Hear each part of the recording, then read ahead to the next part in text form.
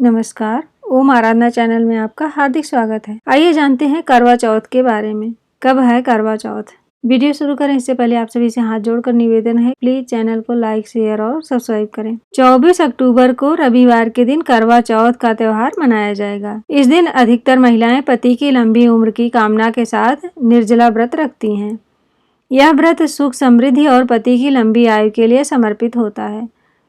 इस दिन महिलाएं निर्जला व्रत रखती हैं और रात को चंद्रमा के दर्शन के बाद व्रत का पारण करती हैं। करवा चौथ को करक चतुर्थी और दशरथ चतुर्थी के नाम से भी जाना जाता है। चतुर्थी तिथि प्रारंभ 24 अक्टूबर को सुबह 3:02 से, चतुर्थी तिथि समाप्त 25 अक्टूबर सुबह 5:43 पर। चंद्र उदय का समय 7:51 पर होगा।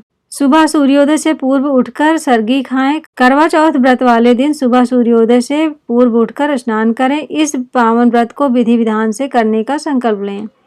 देवी देवताओं की प्रतिदिन की भांति इस दिन भी पूजा करें। फिर पूरे दिन निर्जल व्रत रखें। इसके बाद शाम के समय भगवान शिव, माता पार्वती, भगवान कार्तिकेय और भगवान गणेश की रोली, चंदन, अक्षत, पुष्प, नैवेद्य एवं श्रृंगार के सामान आदि से पूजा करें। इसके बाद करवा चौथ व्रत की कथा का पाठ करें या सुनें।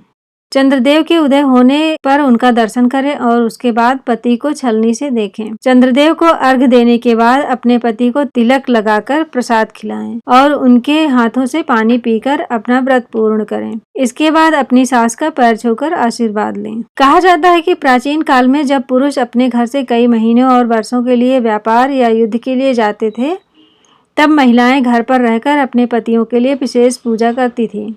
इस दिन सूर्योदय से पहले उठकर महिलाएं करवा माता, भगवान शिव, गणेश और कार्तिकेय की पूजा करने के बाद व्रत करने का संकल्प लेती हैं। करवा चौथ के दिन व्रत करने वाली महिलाएं कई नियमों का पालन सख्ती से करती हैं।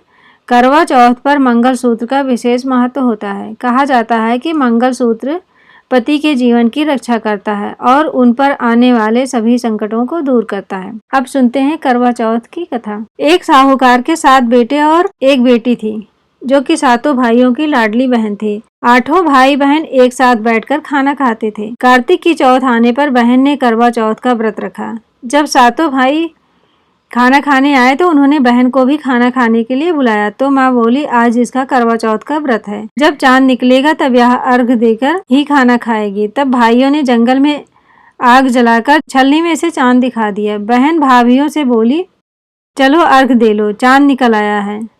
भाभिया बोली, ये तेरा चांद निकला है, हमारा चांद तो रात को निकलेगा। बहन चांद को अर्घ देकर भाइयों के साथ खाना खाने बैठ गई। पहला टुकड़ा तोड़ा तो बाल निकला, दूसरा टुकड़ा तोड़ा तो छींक आई, तीसरा टुकड़ा तोड़ा तो राजा के घर से बुलावा आया कि राजा का लड़का बीमार है, जल्दी भेजो।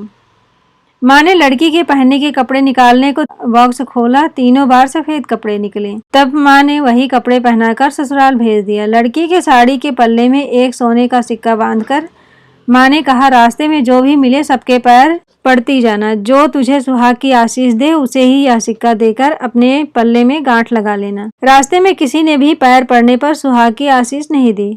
सबने यही आशीष दी, ठंडी हो, सब्र करने वाली हो, 7 भाइयों की बहन हो, अपने भाइयों का सुख देखने वाली हो। अब ससुराल पहुंची तो दरवाजे पर छोटी ननद खड़ी मिली। बहन उसके पैर पड़ी तो ननद बोली, सीली हो, सपूती हो, 7 बेटों की माँ हो, मेरे भाई का सुख देखने वाली हो। यह आशीष सुनकर उसने सोने का सिक्का ननद को दिया और अपने पल्ले में गांठ मार ली। अंदर गई तो सासू जी ने कहा, ऊपर कोठरी है, वहां जाकर बैठ जा। जब वह ऊपर गई तो उसने देखा कि उसका पति मर चुका है। अब वह उसे लेकर उसी कोठरी में पड़ी रही और उसकी सेवा करती रही। उसकी सास दासियों के हाथ बची खुची रोटी भेज देती। इस प्रकार उसे अपने पति की सेवा करते करते 1 साल बीत गया। करवा चौथ का व्रत आया। सारी पड़ोसनों ने नहा धोकर करवा चौथ का व्रत रखा। हाथों में मेहंदी लगाई, चूड़ियां पहनी, वह सब देखती रही। एक पड़ोसन बोली, तू भी करवा चौथ का व्रत कर ले। तब वह बोली, मैं कैसे करूं? पड़ोसन बोली, चौथ माता की कृपा से सब ठीक हो जाएगा। पड़ोसन के कहने से बहू ने भी व्रत रखा। थोड़ी देर के बाद करवे बेचने वाली आए। करवे ले लो भाइयों की प्यारी, करवे ले लो, दिन में चांद उगाने वाली, करवे ले लो, ज्यादा भूख लगने वाली, करवे ले लो। बहू ने आवाज लगाई, ए करवे वाली, मुझे करवे दे जा। करवे वाली कहने लगी, मेरी दूसरी बहन आएगी, वो तुझे करवे देगी। दूसरी बहन आई, करवा लो री, करवा लो, भाइयों की प्यारी करवा लो, दिन में चांद उगाने वाली करवा लो, ज्यादा भूख लगने वाली करवा लो। बहू ने आवाज लगाई, ए करवे वाली, मुझे भी करवा दे जा। दूसरी करवे वाली बोली, मेरी तीसरी बहन आएगी, वो तुझे करवा देगी। इस प्रकार 5 बहनें आकर चली गई, पर किसी ने भी उसे करवा नहीं दिए। फिर छठी बहन आई और बोली, मेरी 7वीं बहन आएगी, वो तुझे करवा देगी। तू सारे रास्ते कांटे बिखेर के रखना, तब उसके पैर में कांटा चुभ जाएगा, तब वह खूब चिल्लाती हुई आएगी। तब तू सुई लेकर बैठ जाना और उसका पैर पकड़कर मत छोड़ना और उसके पैर का कांटा निकाल देना। वह तुझे आशीर्वाद देगी तो उससे करवा मांग लेना, तब वह तुझे करवा देकर जाएगी और तू उद्यापन करना, जिससे तेरा पति अच्छा हो जाएगा। अब उसने वैसा ही किया, सारे रास्ते में कांटे बिछा दिए। जब 7वीं बहन करवा लेकर आई तो पाँव में कांटा चुभने के दर्द से खूब चिल्लाती हुई आई, तो बहू ने उसका पैर पकड़कर छोड़ा नहीं और उसका कांटा निकाल दिया। जब उसने आशीर्वाद दिया तो बहू बोली, जब तुमने आशीर्वाद दिया है तो करवा भी देकर जाओ। 7वीं बहन बोली, तूने तो मुझे ठग लिया। यह कहकर चौथ माता ने उसे आंख में से काजल, नाखूनों पर से मेहंदी, मांग में से सिंदूर और तितली अंगूठी का छींटा और साथ ही करवा भी दिए। अब करवा लेकर बहू ने उद्यापन की तैयारी की और व्रत रखा। राजा का लड़का ठीक हो गया और बोला, मैं बहुत सोया। वह बोली, सोए नहीं, 12 महीने हो गए आपकी सेवा करते करते। कार्तिक की चौथ माता ने सुहाग दिया है।